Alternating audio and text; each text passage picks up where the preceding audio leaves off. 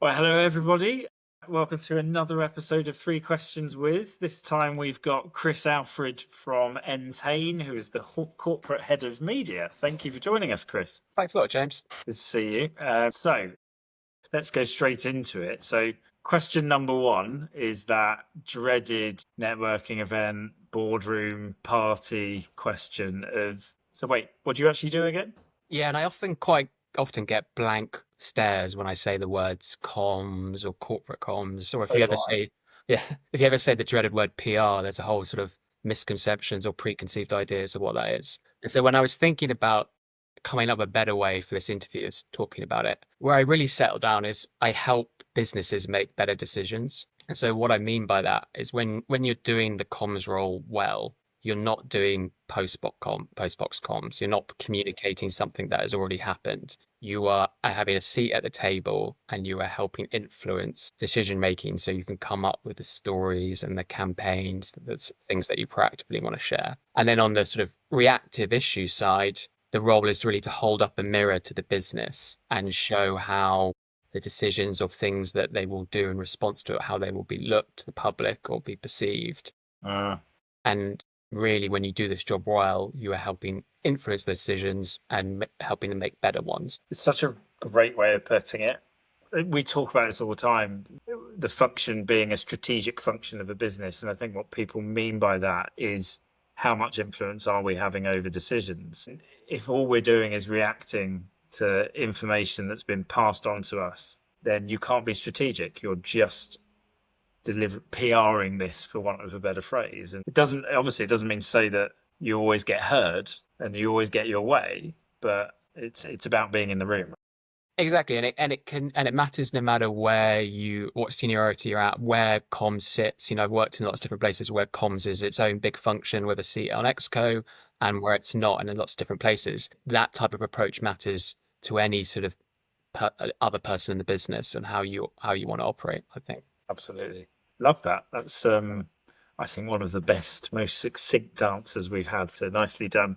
Obviously, your career's been quite varied. I remember when we first met, probably because I wasn't as good a recruiter as I am now, I remember thinking to myself, Chris doesn't fit comfortably in a simple box. Looking back on that, then, is there a singular piece of advice that you'd offer your more junior self? Yeah, I was reflecting on this, and what I came up with, it's not massively original, but I think there were certain moments when I was younger in my career where you would get anxiety or nervousness about going to something, whether it was an event or even if it was the first meeting with a journalist, where you didn't know anyone and you had that fear. And there were definitely times where I didn't do it. And it's the same whether you're like going off to do something social, that sort of stuff. Yeah. I think my general advice would be to take more of those risks back then and then go put yourself in those uncomfortable positions because you never know who you might meet and what might come up of it. So I did it a bit, and there's lots of people now in my network from that stuff, but I definitely didn't take advantage of all the great opportunities that I was lucky enough to have in my 20s. And I think you can also apply that to other parts of work. So taking that approach of if you are the most junior person in a meeting, don't be afraid to speak up in that meeting amongst three people. Don't be afraid to ask that what you think is that simple question, because ultimately everyone else in the room is probably thinking it and doesn't have the bravery to ask it. Whereas if you ask it, then you get the bravery. And then same for career moves. Like I've had career moves out of choice and not out of choice. And, I've moved around sectors on purpose and not trying to be just a bit in one sector and just taking that approach across everything you do, I think can stand you in good stead. That networking thing's really interesting because I don't think I remember my a former boss at the former firm, who I probably shouldn't mention here because we're Vox partners now, saying to me a long time ago that I know I look like I enjoy networking, but I don't. Yeah. It's not fun, but it's something that we all have to do, and just showing up is important. I think sometimes people go into these thinking I have to get something that's transactional out of it, but actually that's not the case. If you show up to a networking and have one good conversation, a networking event, that's so much better than not showing up to the networking event and having no conversation.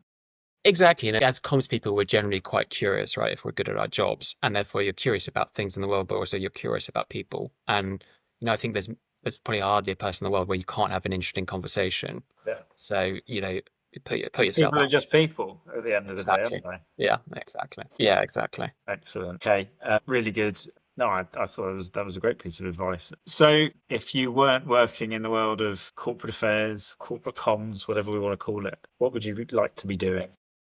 It's quite an easy one for me. So I'm sports mad, as you can probably see from the jersey behind me. And I think like a lot of comms people, are failed journalists. I always wanted to be a journalist and really wanted to be a sports journalist. I Yeah. think of the sports writers that I loved reading, the David Welsh's, the Owen Slotts, the late great Richard Moore. I would love to have been able to write as well as them and do some of the things that they do. But I think also if you look at media and particularly sports media at the moment, the way I consume it more is in podcast form or Substacks I subscribe to. And I think I would love to do something around that space of helping brilliant writers get in front of people in different formats or even just Yeah. different. I think like sports punditry and things like that is quite stale on TV. But if you listen to sort of great podcasts like the Football Ramble or things like that, it's really interesting. Or sports data stuff in football or like the Transfer Flow newsletter.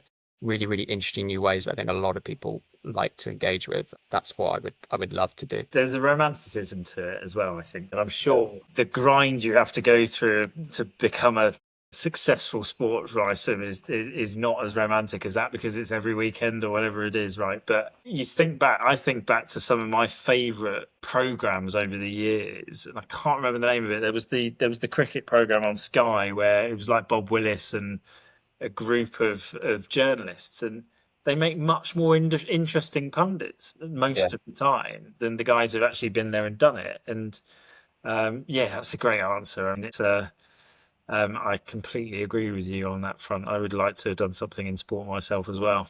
Yeah. Yeah. Well, still time for both of us. Who knows? Who knows? Yeah, because that's what the world needs, another podcast with you and me. Yeah. Two white men talking about sport. Yeah. I mean, I look at the Blackburn shirt on the back and I still feel the pain of that season, 94, yeah, 94, 95. Still In think the it's pain of wrong. every season now. It's the pain of every season. That's true. That's The hope true. and then the expectation, and then it all goes. Well, as a United fan, I know that pain on a slightly different level, but it Yeah. doesn't hurt any less. But there you go. Brilliant, Chris. Thank you for that. That was three really good answers, and yeah, very grateful for your time. No problem at all. Thanks, mate. Cheers.